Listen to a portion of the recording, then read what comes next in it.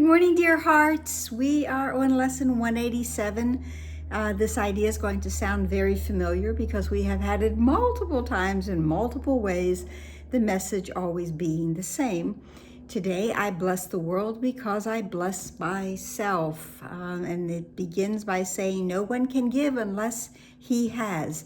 So, just for a really quick review, we're not going to go into them, but we did have that to give and to receive are one in truth. And today I learned to give as I receive, and I give the miracles I have received. And there are others indeed, and we'll bring a couple more up later. But to us in this world, this is a very foreign idea and one that really makes no sense. Because in this world, we believe that if I have something and I give it to you, then I no longer have it. And this is a whole new way of us thinking about what is it exactly that I am giving and why and how can I still retain it. So no one can give unless he has. In fact, giving is proof of having. Makes sense. We have made this point before, as I've already said. What seems to make it hard to credit is not this. No one can doubt that you must first possess what you would give. It is the second phase on which the world and true perception differ. Having had and given, then the world asserts that you have lost what you possessed. The truth maintains that giving will increase what you possess. It's not talking about a finite thing that is in form. How is this possible? For it is sure that if you give a finite thing away, your body's eyes will not perceive it as yours. I won't see it anymore. I've given it to you. Yet, we have learned that things but represent the thoughts that make them, and you do not lack for proof that when you give ideas away, you strengthen them in your own mind. What we share, we strengthen. Every thought we strengthen as we give it to someone else, as we share it. Perhaps the form in which the thought seems to appear is changed in giving, yet it must return to him who gives. Nor can the form it takes be less acceptable, it must be more. Ideas must first belong to you before you give them. And if you are to save the world, you must accept salvation for yourself. This is a major idea. If I am choosing to be a teacher of God, all teachers of God must accept salvation for themselves first so they can give salvation. Atonement must be mine first before I can teach atonement. The idea of being at one with everything.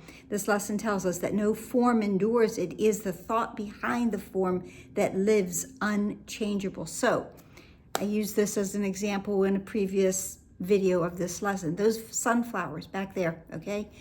I know you love sunflowers, and I'm in the store and I see sunflowers. So I buy sunflowers to give to you because I know how much it will mean to you.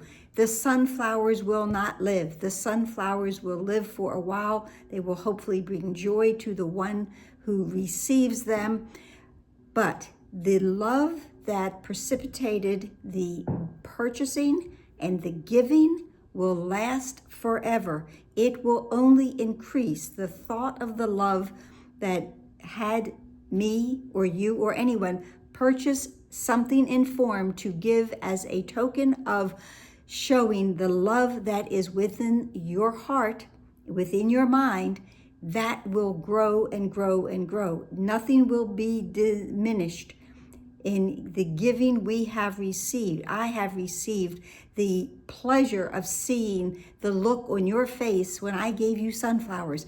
This is how giving and receiving works in truth. I didn't lose anything by giving you the sunflowers. I gained that feeling from the love that first had me, the thought of love that first had me do the purchasing, to the seeing of your acceptance of them.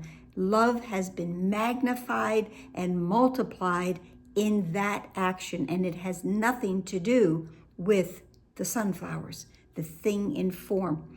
Give gladly, you can only gain thereby. The thought remains and grows in strength as is reinforced by giving. Thoughts extend as they are shared, for they cannot be lost.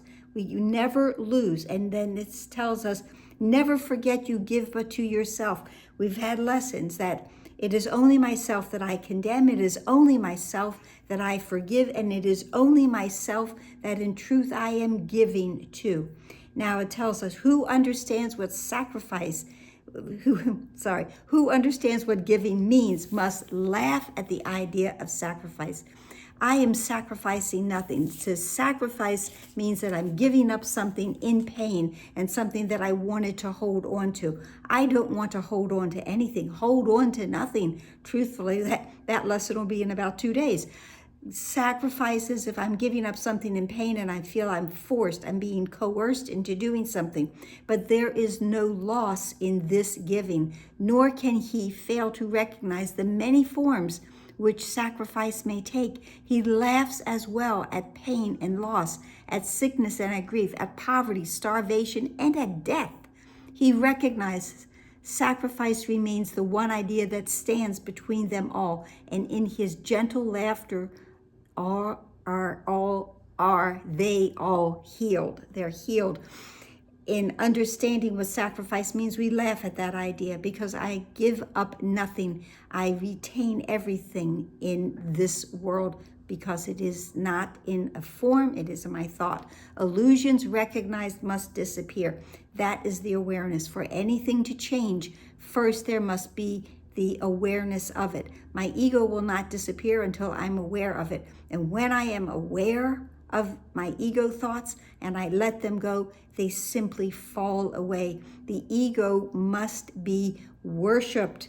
It must be bowed down to. It must be obeyed in order for it to live. When I turn away from the ego, then it has no fuel to keep it going. So when I turn away from the ego, I let the ego go. And sacrifice is an idea so mad that sanity diminishes it at once. When I am sane, I will realize, indeed, there's nothing ever to sacrifice. No form of sacrifice and suffering can long endure before the face of one who has forgotten and has blessed himself. I bless the world because I have blessed myself. I have blessed myself. I have blessed myself. I have forgiven myself. I have given it to myself. And that is all that I need in order to let go of this idea of sacrifice and of being less than. Okay, the lilies that your brother offers you are laid upon your altar with the ones that you offer beside them. The lilies of forgiveness are on that altar, mine and yours. Together they are. And together the blessedness that you will behold will take away all thought of form and leave instead the perfect gift forever there, forever to increase, forever yours, forever given away, forever mine and forever extended. Now, paragraph 10.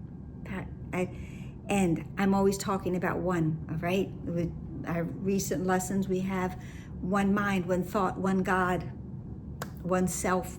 And this paragraph brings all of that together in the most beautiful way. Now we are one in thought, for fear has gone. And here before the altar of one God, one Father, one Creator, and one thought, we stand together as one Son of God, not separate from Him who is our source, not distant from one brother who is part of our one self, whose innocence has joined us all as one. We stand in blessedness and give as we receive. The name of God is on our lips, and we look within, we see the purity of heaven shine in our reflection of our Father's love. Now we are blessed, and now we bless the world. And to go back just for the moment to lesson 75, the light has come, which told us you are saved and you can save. You are healed and you can heal. You are blessed and you can bless. We have to have it before we give it. And in truth, we have all. We have been given everything by our Father in the moment of our creation. And now we are realizing it more and more each day. Fuller, our minds are understanding the truth of who we all are.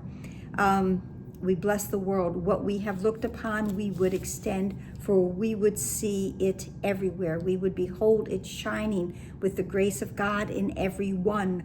We would not have it withheld from anything we look upon. And to ensure this holy sight is ours, we offer it to everything we see, not just every one, every being, but everything, all living things we offer blessings to. For where we see it, it will be returned to us in forms of lilies we can lay upon our altar, making it a home for innocence itself, who dwells in us and offers us his holiness as ours. The altar of God is within us, and we offer the innocence from within to everyone. We bless the world because we have blessed ourselves. And that's it for today, and I hope it helped. Please like, please share, please subscribe, please comment, please smile. What a wonderful awareness that we are having on this day. And please be here tomorrow. It's about more peace and God. Good thing. Namaste.